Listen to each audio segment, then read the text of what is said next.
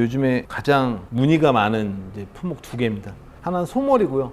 하나는 우설입니다. 특히 이 우설 같은 경우에는 이제 요즘에 일본식 야끼니쿠라고 해서 좀 우설 구이 많이 팔잖아요. 그래서 이제 쓰시는 부위가 이렇게, 이게 지금 야끼니쿠에서 쓰는 우설 구이 쪽으로 많이 쓰고 있거든요. 그다음에 요 부위는 이제 탕으로 들어가죠, 탕. 그래서 요즘에 수요도 많고, 근데 워낙 안 나옵니다. 왜냐면 이제 소에서도 저 우설 구이로 쓰는 부위가 900에서 한 1kg 정도 나오거든요. 소머리 같은 경우에는 요즘에 전체적으로 좀 단가가 좀 떨어져서 좀 관심 있으신 분들이 많이 있으세요. 소고기 중에서 제일 싼 부위가 어디냐? 바로 소머리입니다. 소머리 하나는 암소 기준으로 해서 가공 후 삶고 나오는 게 한 8kg 정도 나오거든요. 그러니까 소 한 마리를 가지고 소머리 국밥을 하나 만들었다. 그러면 암소 기준으로 말씀드리면 전체 전부 다 이제 자기가 사는 거 비용까지 다 하면 10만 원도 안 되는 비용으로 구매를 할 수가 있습니다. 그런데 아까 말씀드렸던 것처럼 삶고 나오는 게 8kg 정도 되다 보니까 100인분 나오는 거죠. 비율은 좀 달라요. 속껍질 부분 있는 부위가 한 65% 정도?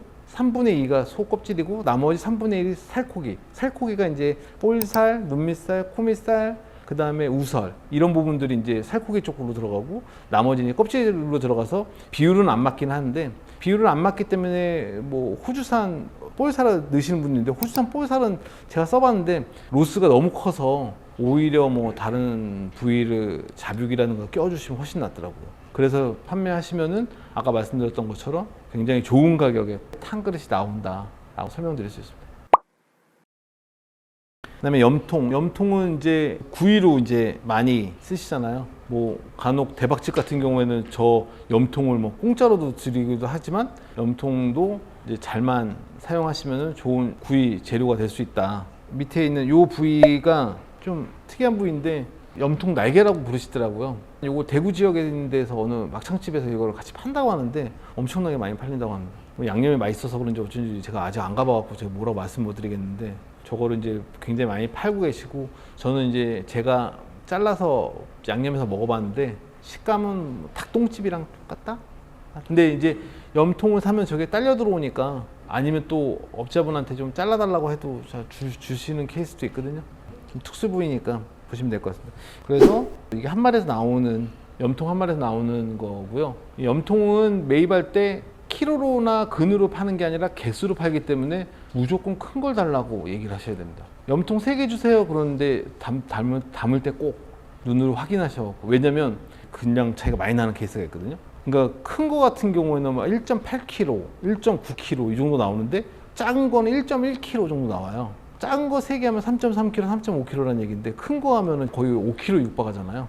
5kg가 넘는 건데 6kg 육박하는 거니까, 그러니까는 항상 구매하실 때는 좀 큰 걸 달라고 말씀하시면 됩니다. 그래서 이제 하치야키라고, 뭐 이제 염통구이라는 뜻인데 큐브 스타일로.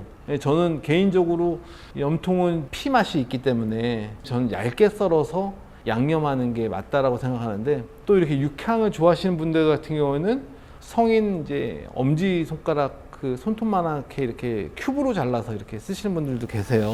그거는 이제 매장에서 운영하는 스타일에 따라서 좀 다르게 보시면 될 것 같습니다.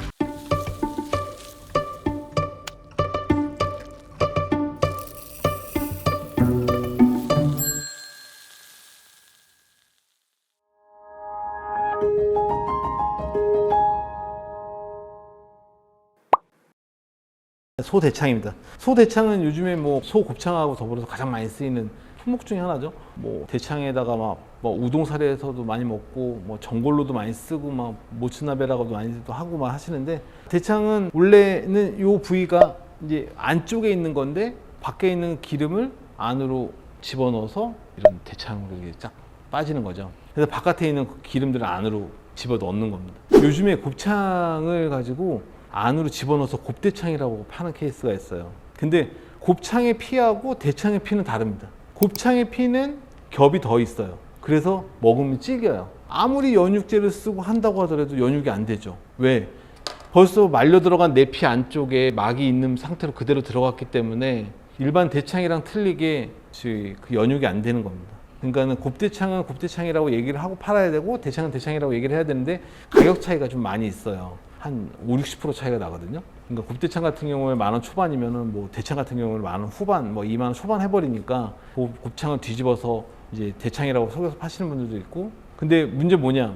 그러니까 전골 곱창이 안 나와요. 예전에는 전골 곱창들을 전부 다 빼갖고 이제 전골집에다 팔고 곱창 전골 한 대 쓰세요라고 해서 이제 판매도 하고 그랬는데, 요즘에는 그렇게 안 좋은 마구리 있는 부분들을 전부 다 뒤집어갖고 대창처럼 해서 팔다 보니까, 막창도 말씀드렸잖아요. 막창도 뒤로 갈수록 돈이 더 되듯이 곱창도 뒤집어갖고 파는 게 돈이 더 된다는 걸 알고 나서 상인들이 다 뒤집어서 파는 거예요. 근데 그건 구매하실 때 꼭 짚고 넘어가셔야 돼요. 아니 내가 먹어봤는데 찌기다, 이거 곱대창 아니냐라고 얘기를 하셔갖고 거기에 대해서 클레임을 걸어줘야지 제품에 개선이 있는 거지, 안 그러면 개선되지 않습니다. 요즘 하도 많이 이렇게 섞여 있어갖고요. 저희들은 보면 아는데 이제 일반적으로 이제 보실 때는 모를 수 있기 때문에 말씀드렸습니다.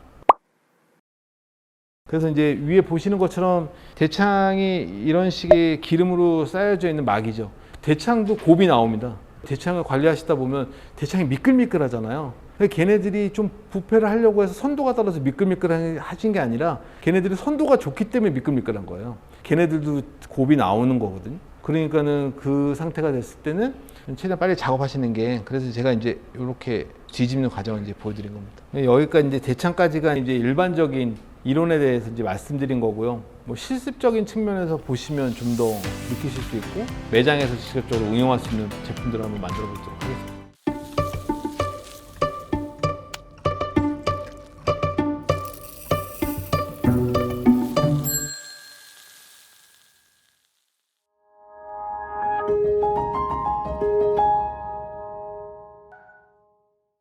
그럼 이거 곱창 손질하고 물 작업하는 거 보여드릴게요. 이제 이 상태로 이제 시장에서 이제 구매를 해 오면, 네, 저는 한 1m 정도가 가장 이상적이라고 생각하거든요. 1m가 넘으면 이제 안에서 수분이라든가 여러 가지가 이제 좀 안 빠지니까, 너무 짧으면 덜 생기니까 한 1m 정도가 가장 저는 적당하다고 생각하는데요. 그거는 또 기호에 따라 좀 다르게 하시면 될 것 같습니다. 먼저 길이를 맞춰서 자르시면 되고요. 되도록이면 구멍 나 있는 데를 맞춰서 자르시거든요. 누차 계속 말씀드린 게, 이거를 최대한 빨리 하셔야지만 곱창의 곱에 유리하다. 지금 이 상태가 가장 좋은 곱창의 상태거든요. 창 색깔도 그렇고, 그 다음에 안에 그 기름 색깔도 그렇고, 별 5개만 4개 정도? 이 정도로 보시면 돼요. 이게 지금 제일 좋은 상태의 곱창의 곱입니다. 네, 이 정도 색깔이 나와야 되거든요. 이거는 지금 바로 가공하면은 이제 빵빵히 차는 거죠. 이런 부위는 또 이물질도 별로 없어요. 이 물을 넣어보면, 물이 반대편으로 빠지는 물을 보면 이 곱창의 곱 상태를 알 수가 있습니다. 곱창이 신선한 거 같은 경우에는 이 이제 수돗물이 그대로 나옵니다. 다른 게 안 묻어 나오고. 매장에서 사용하실 때 수압은 한 요 정도 수압을 사용하셔갖고 이제 진행하셔야 되고요.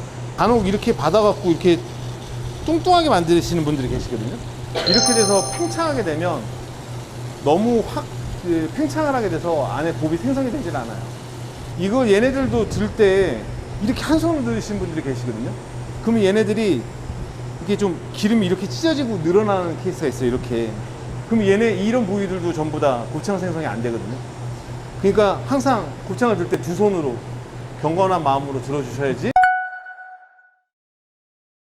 저희가 이 상태에서 여기서 이제 세척을 하고, 이제 안에다가 주사기라든가 충진기를 통해서 안에 채우거든요. 그건 이제 충진된 곱창인데, 요즘에 이제 곱창에 대한 이슈가 이제 계속 많아지고 있어서 기존에 있는 곱이랑 저희들이 이제 만든 곱창의 곱이랑 이제 섞어서 이제 안에 채워 넣어서 이제 판매를 하고 있는 겁니다. 곱창의 중간 정도가 좋은 곱창들이 많이 분포가 되어 있고요. 암소는 미경산보다 다경산들이 많기 때문에 아무래도 좀 더 질기고, 곱창도 상품이 안 좋죠. 원래 탕용으로 써야 됩니다. 지금은 이제 곱창이 많이 처지기 때문에 암소 곱창을 안 팔고 있지만, 예전 같은 경우에는 암소 곱창도 막 끼워서 많이 팔았거든요. 지금 이제 곱창 세척 작업이 끝났고, 이제 곱창 냉각 작업에 이제 들어간 상태예요. 곱창 냉각은 여러 가지 방법들이 있는데, 거의 대부분의 업체나 가게들은 저렇게 얼음물에서 담가서 이제 곱이 생성되게끔 만들거든요.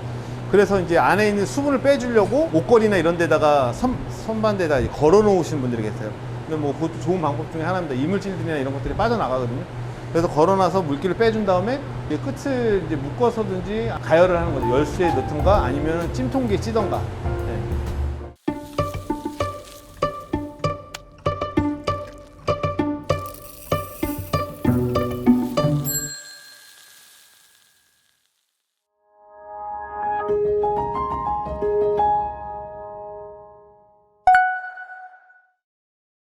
보통 요 보시는 부위가 대창이라고 보시면 됩니다. 이제 이 부분은 유창이라고 해서 이제 거의 국거리로 사용하고 있고요. 유창에서 이어지는 요 시작부터가 대창의 시작이라고 보시면 됩니다. 국거리를 많이 쓰죠. 막내장이라고 불러가고요. 이 부산물 중에서 가장 비싼 게 두 가지 있는데요. 대창하고 저 막창입니다. 막창 같은 경우에는 실제로 구매하기가 국내산 같은 경우에는 굉장히 어려워요. 잘 안 줍니다. 워낙 소량만 나오기 때문에. 네네. 아직 내장은 등급이 적용되지 않거든요. 이력 번호도 없는 상황입니다. 이제 저기 대창에 이제 기름을 얼마만큼 분치느냐에 따라서 대창의 두께가 이제 결정이 되거든요. 기름을 많이 쳐내면 대창이 얇아지고 기름 많이 붙이면 대창이 이제 굵어지는, 판매하시는 분께서 이제 결정을 하시는 건데요. 워낙 비싼 단가에 유통이 되다 보니까 그냥 기름이 계속 더 두꺼워진 그런 케이스거든요. 지금 이제 대창 덩어리를 이걸 해체를 한 건데요. 보통 요 끝에까지 포함해서 한 요 정도 길이가 나옵니다. 거래처에 두께를 말씀하시면 거기 두께에 따라 쳐주시는 거죠. 대창이요? 예. 대창은 할 필요는 없습니다. 그러니까 어떻게 가공하든가 아니면 유통이 되는 거에 따라 조금 다릅니다. 예, 그럼요. 예, 맞습니다. 맞습니다. 이걸 녹여서 뭐 탕거리라든가 이걸로 쓰실 수도 있어요. 근데 약간 이 부산물 냄새가 조금 약간 납니다. 예. 예, 작업은 일단 이렇게, 이건 좀 얇은 편으로 땄어요. 요즘에는 그 얇은 거를 또 선호하시기 때문에. 그래서 뭐 뒤집는 방법은 다양합니다.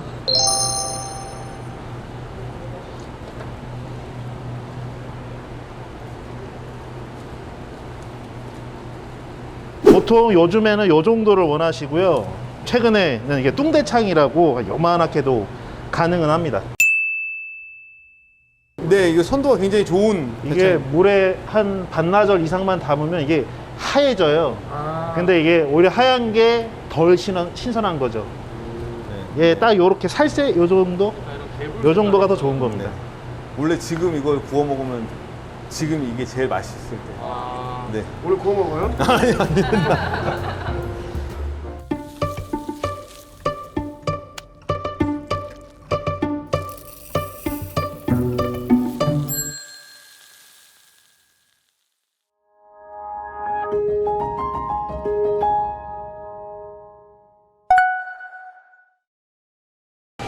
이거는 암소 머리고, 지금 암소 머리는 지금 가열을 하고 있어서 좀 있으면 나옵니다. 그래서 한번 가열되고 난 거를 한번 뭐 바로 이제 가위로 좀 잘라서 시식도 좀 해보실 거고요.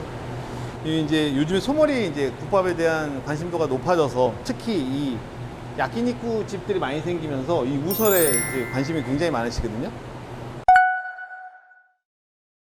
이 소머리는 크게 한우 거세와 한우 암소로 이렇게 나눠집니다. 네, 한우 거세 같은 경우에 구하기 조금 힘들고요.